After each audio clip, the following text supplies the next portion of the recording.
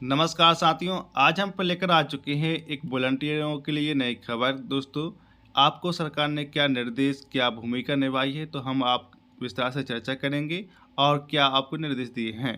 तो चलते हैं वीडियो की तरफ। नागरिक सुरक्षा उपायों को तत्काल आपातकालीन स्थितियों से निपटने की जनता की सुरक्षा करने और आपदा से नष्ट या क्षतिग्रस्त हुई महत्वपूर्ण सेवाओं और सुविधाओं को बहाल करने के लिए डिजाइन किया गया है। ऐतिहासिक रूप से 1962 में आपातकाल की घोषणा तक भारत सरकार की नागरिक सुरक्षा नीति राज्यों और केंद्र शासित प्रदेशों को नागरिक सुरक्षा उपायों की आवश्यकता के बारे में जागरूक करने और उन्हें तत्कालीन आपातकालीन राहत संगठन ईआरओ योजना के तहत प्रमुख शहरों और कस्बों के लिए नागरिक सुरक्षा कागजी योजनाओं को तैयार रखने के लिए कहने तक की सीमित थी। 1962 में चीनी आक्रमण और 1965 में भारत पाक संघर्ष में नागरिक सुरक्षा की नीति और दायरे के बारे में काफ़ी पुनर्विचार किया। नागरिक सुरक्षा अधिनियम 1968 अधिनियम 27 मई 1968 में संसद द्वारा पारित किया गया था। यह अधिनियम पूरे भारत में लागू होता है और अन्य बातों के अलावा वास्तविक युद्ध के अलावा भारत या उसके क्षेत्र में किसी भी हिस्से में किसी भी व्यक्ति, संपत्ति, स्थान, चीज को किसी भी शत्रुतापूर्ण हमले से सुरक्षा प्रदान करने के लिए, चाहे वह हवाई, जमीन, समुद्र या अन्य स्थानों से हो, या किसी ऐसे हमले के प्रभाव को पूरी तरह से या आंशिक रूप से कम करने के लिए उपाय प्रदान करता है। चाहे ऐसे उपाय ऐसे हमले से पहले, उनके दौरान, उस समय या उसके बाद किए गए। उनके नागरिक सुरक्षा कोर की स्थापना और नागरिक सुरक्षा के लिए नियम विनियम बनाने या भी अधिकृत किया गया है।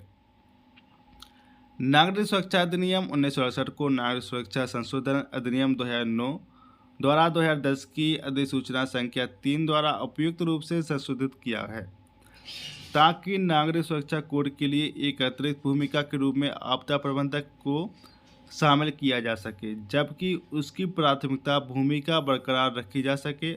आपदा प्रबंधन में अतिरिक्त भूमिका नागरिक सुरक्षा कर्मियों द्वारा आपदाओं विपत्तियों से उत्पन्न आपात स्थितियों के पहले, उनके दौरान और उनके बाद में निभाई जाएगी, चाहे वे प्राकृतिक हों या मानव निर्मित। यद्यपि नागरिक सुरक्षा अधिनियम 1968 में पूरे देश में लागू है, संगठन केवल ऐसे क्षेत्र और क्षेत्रों में खड़ा किया जाता है जिन्हें दुश्मन हमले या दृष्टिकोण से सामरिक और रणनीतिक रूप से कमजोर माना जाता है। नागरिक सुरक्षा शहरों को जिलों में परिवर्तित कर दिया गया है और राज्य क्षेत्र से संबंध में जिलों का वर्गीकरण उसके साथ संलग्न है। नागरिक सुरक्षा के उद्देश्य जीवन को बचाना, संपत्ति के नुकसान को कम करना, उत्पादन की निरंतरता बनाए रखना और लोगों को मनोबल ऊंचा रखना। युद्ध और आपात स्थितियों के दौरान नागरिक सुरक्षा के संगठन की महत्वपूर्ण भूमिका होती है, जिसमें अतिरिक्त इलाकों की रक्षा करना, सशस्त्र बलों को समर्थन करना, नागरिकों की संगठित करना और नागरिक प्रशासन की मदद करना शामिल है। पिछले कुछ वर्षों में नागरिक सुरक्षा की अवधारणा पारंपरिक हथियारों से होने वाले नुकसान के प्रबंधन से हटकर परमाणु हथियारों और जैविक और रासायनिक युद्ध और प्राकृतिक और मानव निर्मित आपदाओं के खिलाफ खतरे की धारणाओं को भी शामिल करने लगी है। नागरिक सुरक्षा मुख्य रूप से स्वैच्छिक आधार पर संगठित है। सेवाएं वेतनभोगी कर्मचारियों और प्रतिष्ठानों के एक छोटे से केंद्र के जिन्हें आपातकाल के दौरान बढ़ाया जाता है। नागरिक सुरक्षा स्वयंसेवकों का वर्तमान लक्ष्य 14.11 लाख है, जिसमें 5.38 लाख पहले से जुटाए जा चुके हैं। नागरिक सुरक्षा मुख्य रूप से स्वैच्छिक आधार पर संगठित हैं। सेवाएं वेतनभोगी कर्मचारियों और प्रतिष्ठानों के एक छोटे से केंद्र के जिन्हें आपातकाल के दौरान बढ़ाया जाता है। हालांकि सीडी स्वयंसेवकों की ड्यूटी प्रशिक्षण भत्ता स्वीकार है। इन स्वयंसेवकों को उप नियंत्रण चिकित्सा अधिकारियों और सीडी प्रशिक्षकों द्वारा प्रशासित है और प्रशिक्षित किया जाता है, जो पूर्णकालीन वेतनभोगी पद है। देश में 7 वर्षों में 1 करोड़ स्वयंसेवकों का लक्ष्य प्राप्त करने के लिए नागरिक सुरक्षा संगठन को देश के सभी जिलों में एक मजबूत उपस्थिति की आवश्यकता है।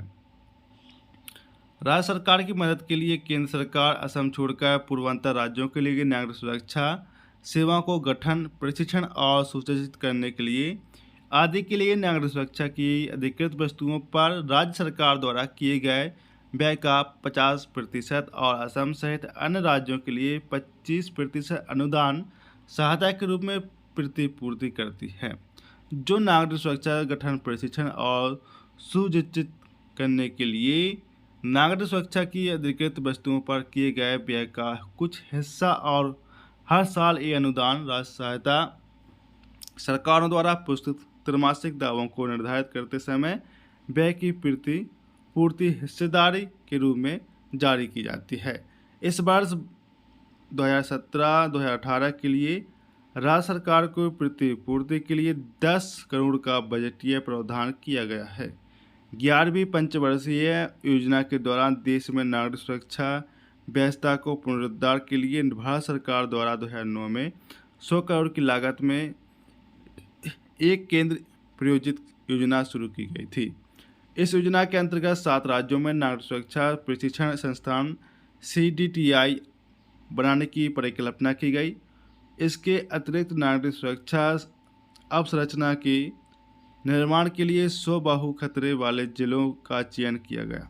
अतिरिक्त सुरक्षा कार्यों में नागरिक सुरक्षा स्वयंसेवकों का प्रशिक्षण करने के लिए उनका उपयोग करने के लिए 40 चयनित शहरों में एक पायलट परियोजना में भी शुरू की गई।